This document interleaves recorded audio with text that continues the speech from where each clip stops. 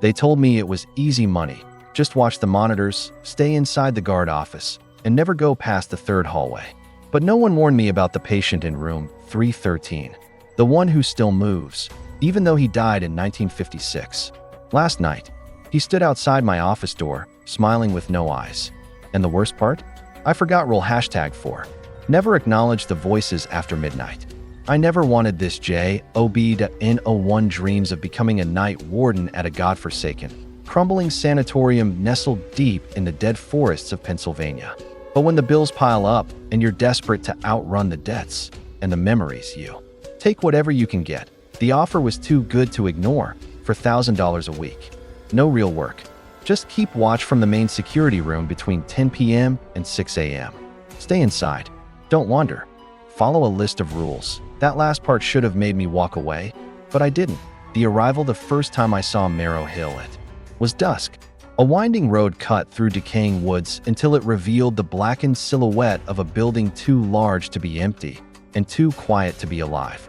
It was a multi-wing, 5-story asylum once used in the 1940s for experimental treatment of mental patients. No one ever said what those treatments were, but the locals whispered about it. Lobotomies, hydrotherapy, sleep chambers, and worse, that it had been abandoned since 1971 officially. But someone, or something, was still there. I met Eli, the man I was replacing, in the parking lot. He looked like he hadn't slept in weeks. His eyes were bloodshot.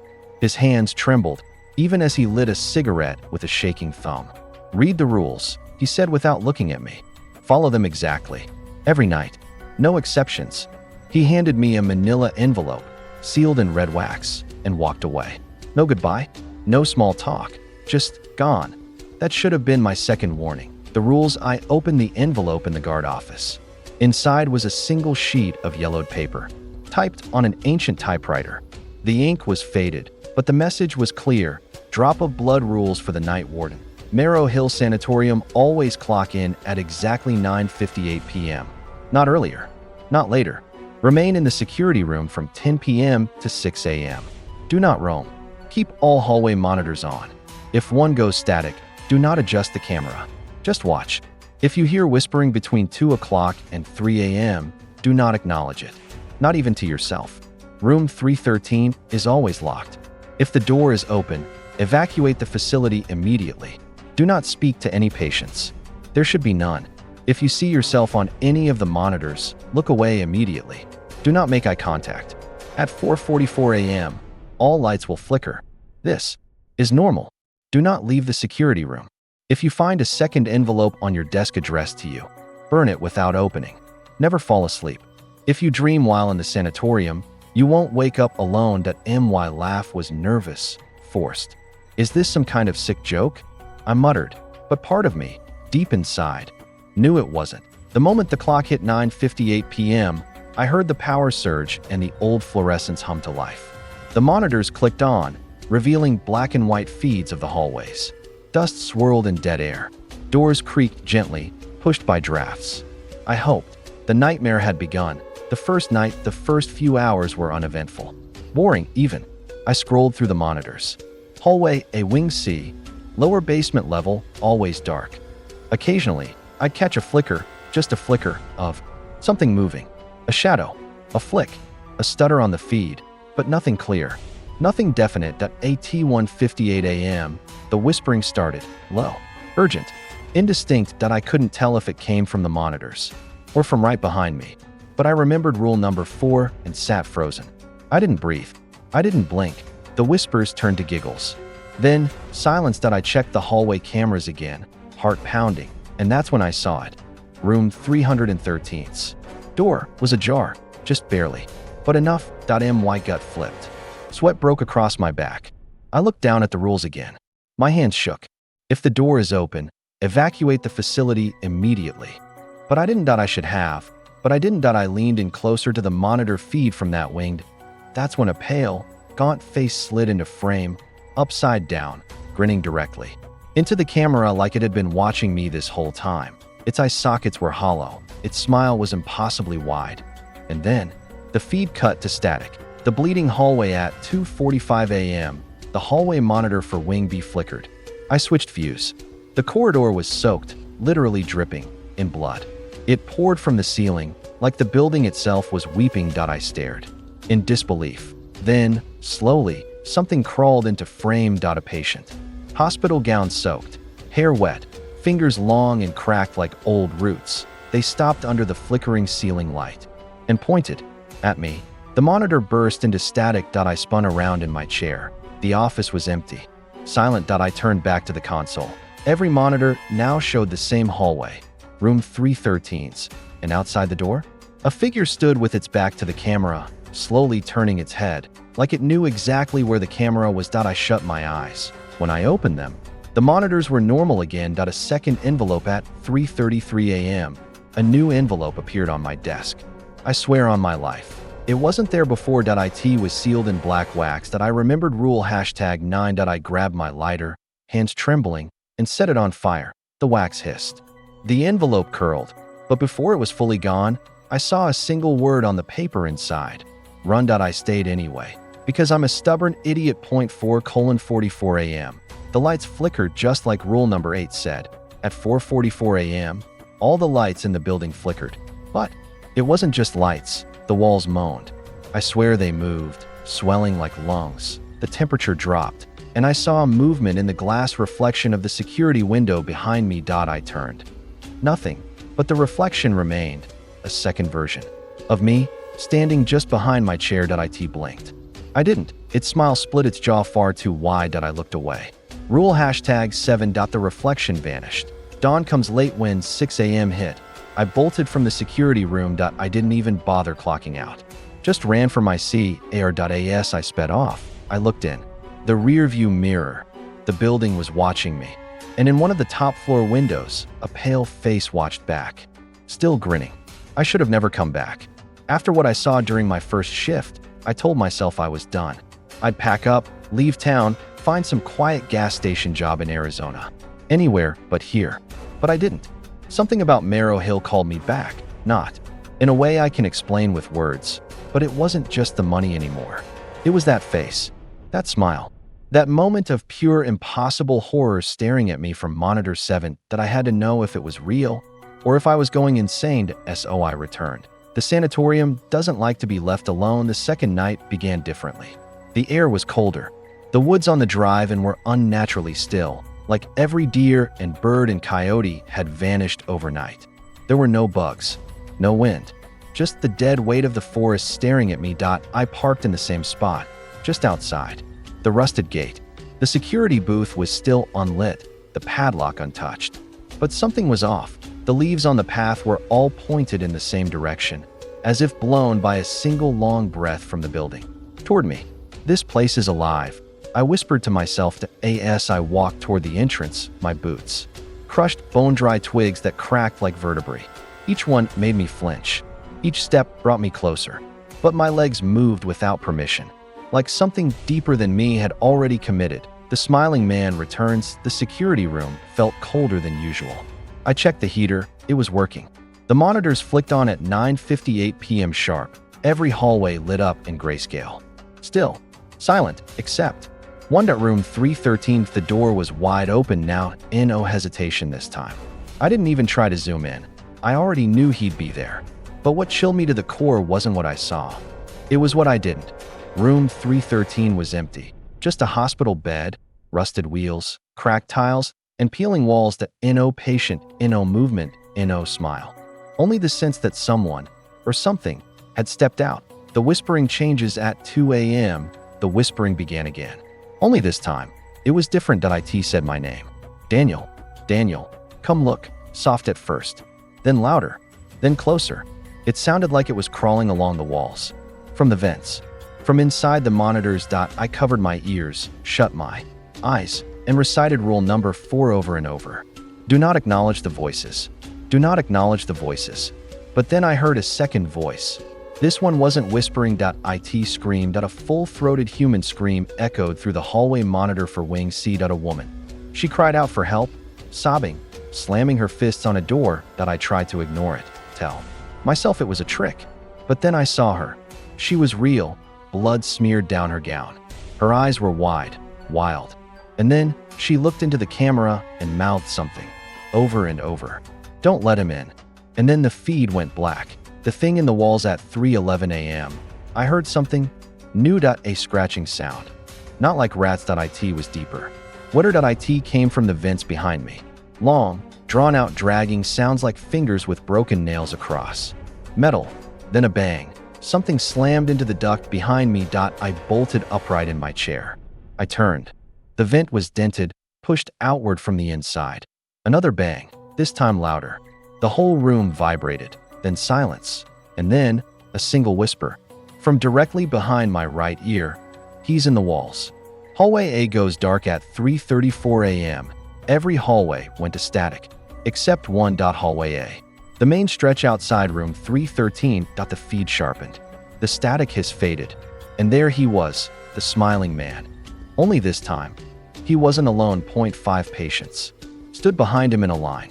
Their heads hung low, arms limp. They didn't move. They didn't blink, but he smiled and pointed down the hallway to ATME.AS if the camera could see back. Then all 5 patients jerked their heads upward in unison and screamed into the lens. The monitors cracked, not glitched, cracked, actual glass. Spiderwebbed on monitor 1. Blood began to leak from the seams. The clock skips at some point. I blinked, and the clock jumped forward from 3:56 a.m. to 5:44 a.m. I didn't fall asleep, that I'm sure of it. But somehow, I lost nearly 2 hours. When I looked down, there was ash in my lap, and my fingers were covered in ink. Black and wet. A single sentence had been scribbled over and over on the console desk. He's almost out. The hospital bed rolls alone at 5:50 a.m. I saw it.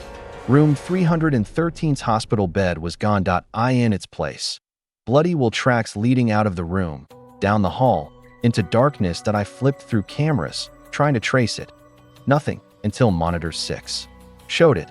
The bed was now in wing D, parked right in front of a sealed wall, and on it, a patient, eyes wide open, staring straight up at the camera. Mouth agape in silent horror. I zoomed in and saw something crawling out of his mouth. A long, thin hand. The second warning right as the sun began to rise. I turned to grab my coat and saw it. Another envelope, black wax. This time, I didn't burn it. I opened it. Inside was a photo. Of me, sleeping at the console, and standing directly behind me was the smiling man. Hand on my shoulder. I left Marrow Hill again. This time not just shaken, but certain of one thing. I wasn't alone anymore. Whatever's in room 313 isn't trapped. It's being let out, slowly, every night, and something about this place is trying to bring me in deeper. Next time, I'll bring something to fight back with, but I fear the sanatorium already owns a piece of me, and I don't think it plans on giving it back. By my 3rd night, I stopped pretending I had a choice. I knew what waited inside Marrow Hill. The smiling man, the whispers, the bent rules that reality no longer followed. But something inside me, maybe curiosity, maybe madness, dragged me back. Each night was worse. Each rule felt less like protection and more like a test. This wasn't a job anymore. This was a game.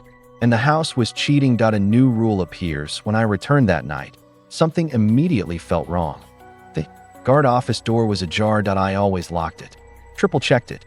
But this time, it hung open slightly, a cold draft blowing out like the building had exhaled just before I arrived.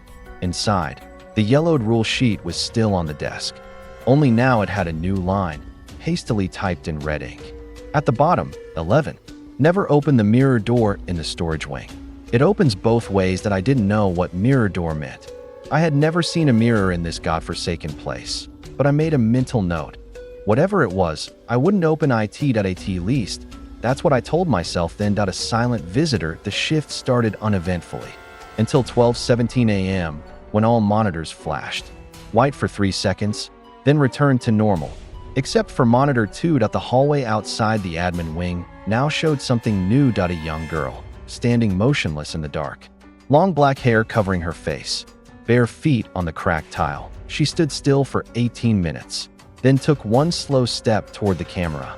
Then another, until her face pressed to the lens, splitting her lips into a horrible smile. Not hers. His. It was the smiling man's. Smile on her. I looked away immediately, heart hammering. When I glanced back, She was gone. The mirror door at 1:44 a.m., one of the hallway monitors, Wing E, showed something strange down a hallway I didn't recognize.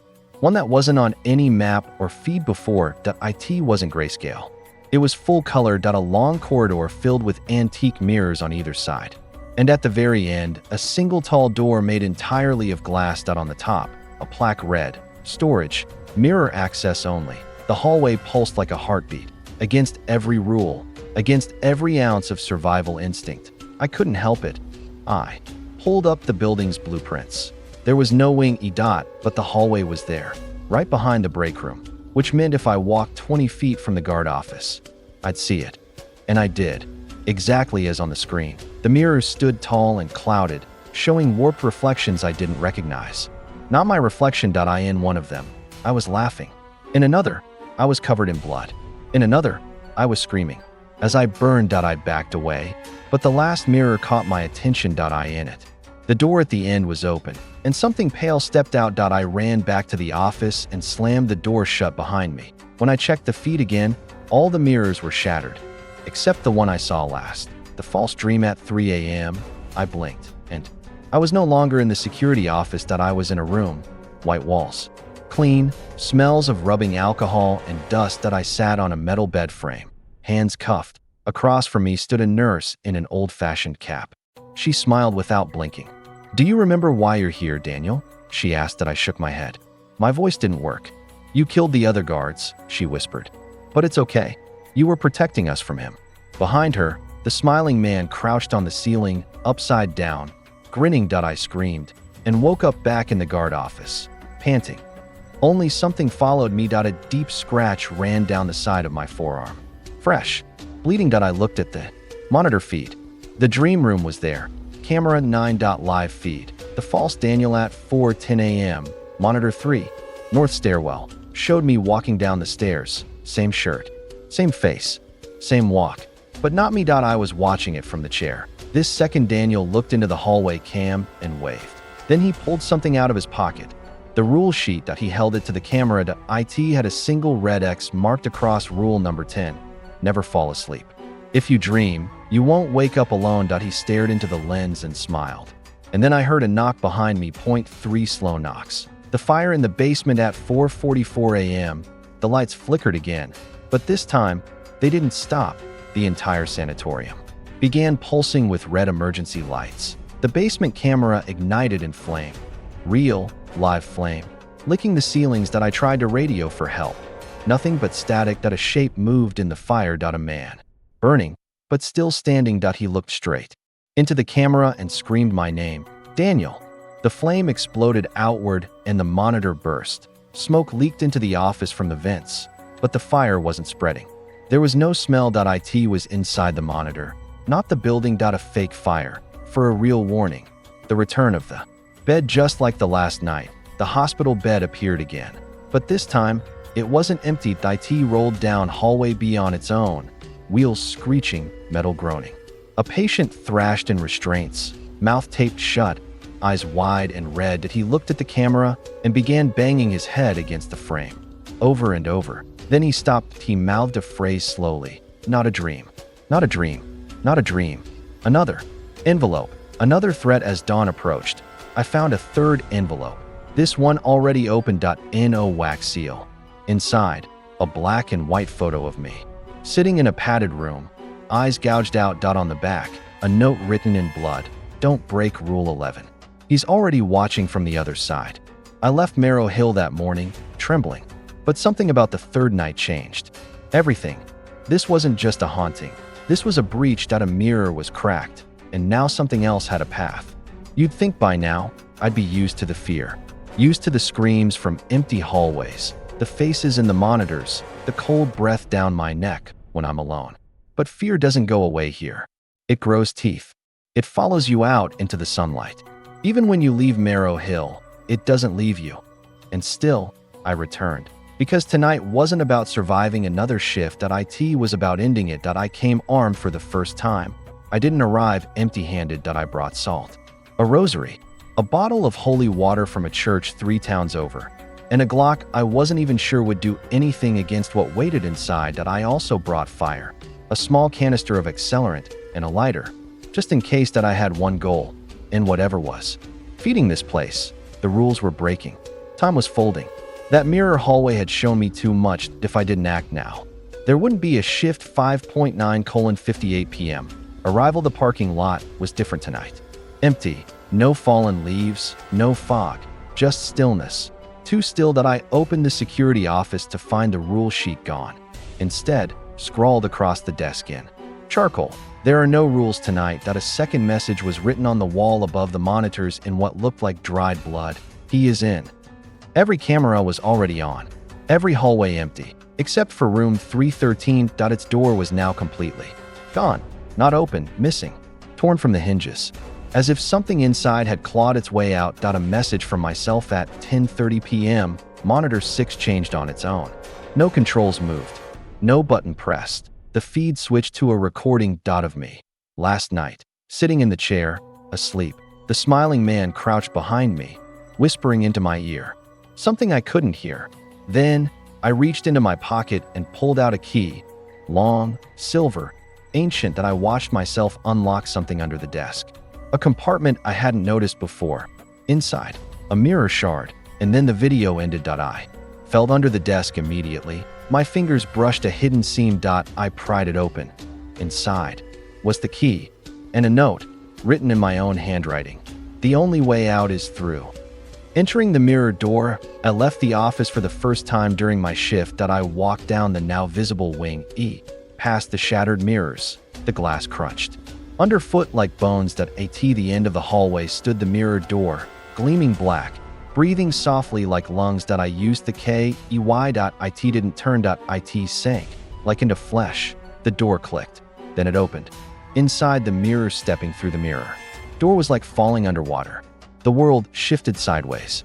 Gravity flipped. Light died. I found myself in a warped version of Marrow Hill. The same hallways, but bleeding from the walls. The same rooms, but filled with patients missing their eyes. They screamed without sound. Some dragged chains. Some hung upside down from the ceilings like bats. And everywhere I turned, I saw me, reflected in broken glass. Watching, screaming, bleeding. Then I heard it.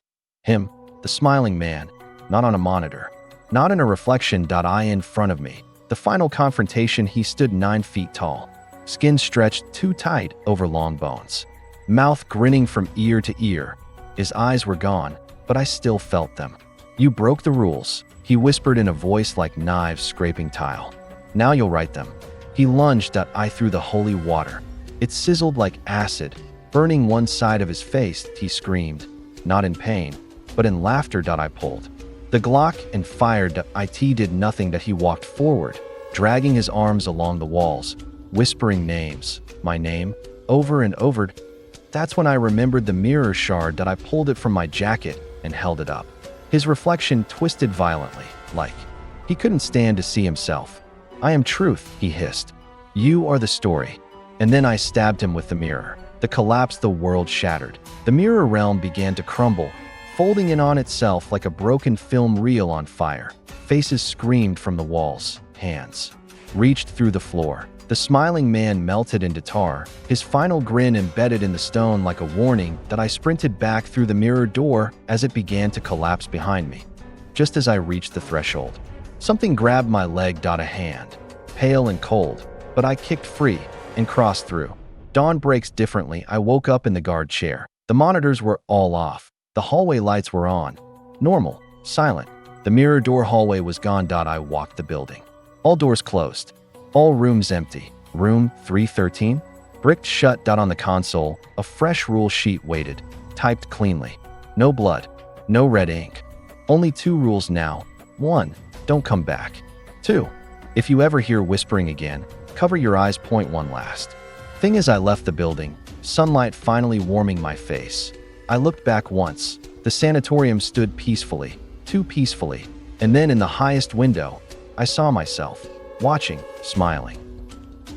You know those nights where the world just feels wrong, where every shadow seems to lean closer, every creak of the house feels intentional, and your reflection looks just a little too still. Since working at Marrow Hill Sanatorium, every night Feels like that now. It's been 3 weeks since I walked away from that cursed place. 3 weeks since I stabbed a creature that didn't belong in our world with a mirror shard I still can't explain. 3 weeks since the rules changed for the last time. I thought I'd finally escaped. I moved 2 states over. Changed my phone number. Deleted every trace of the job. I threw away the rule sheet. Burned the uniform. Even smashed the last remaining mirror in my apartment just in case. But here's the truth no one tells you about haunted places. They don't haunt locations. They haunt people. The dreams didn't stop. It started the second night after I left. A dream. Or at least I thought it was. I was back in the hallway outside room 313. The door was gone again. The hallway just kept going. At the far end, I saw a mirror, not a door.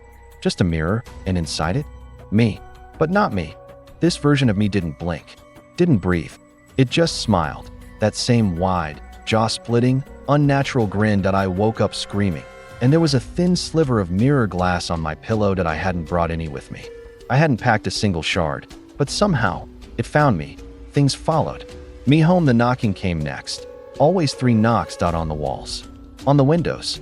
On the mirror in the hallway I had covered with bedsheets. It started at 3 a.m. Every night. Exactly 3 a.m.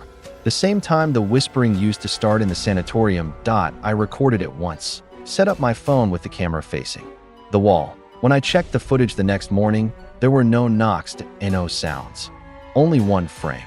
At exactly 3 o'clock and 6 seconds a.m., where something tall and pale leaned into frame, stared at the camera with empty sockets, and whispered something I still haven't gathered the courage to replay. I deleted the video that same hour. But the knock came again the next night. I saw him in public. This one still makes my skin crawl. I was at a grocery store. Middle of the day. Bright, crowded, normal. I was walking past the freezer aisle when I saw him reflected in the glass. The smiling man, standing behind me, tall, still, grinning. I whipped around. No one there, but his handprint was on the frosted glass. And when I blinked, it was gone. The envelope came again. I came home that night and found a new envelope on my kitchen table. Same size, black wax sealed, NO address, NO name. Just sitting there like it had always been. I didn't open it. I burned it. But in the ash, I found a second sheet folded inside. This one typed clean, modern, fresh.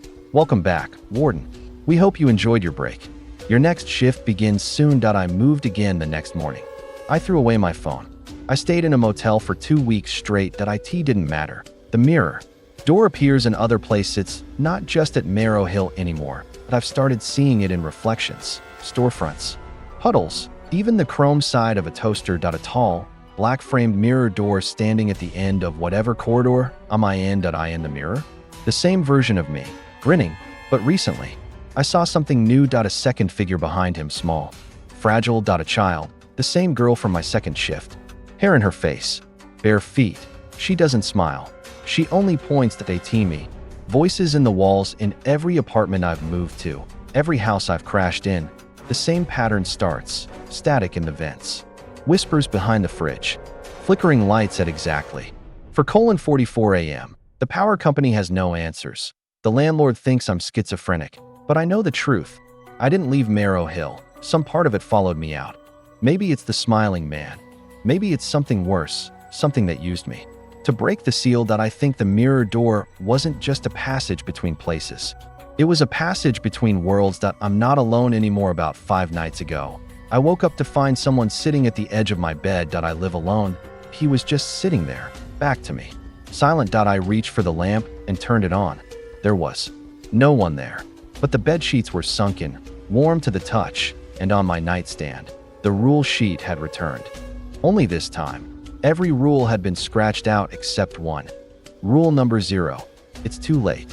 People are starting to vanish alive. The guard who trained me has disappeared. I called his number. Disconnected. His apartment? Empty. Lease terminated. When I asked the complex manager about him, she looked confused. There's never been a tenant here by that name. She told me. I showed her a picture.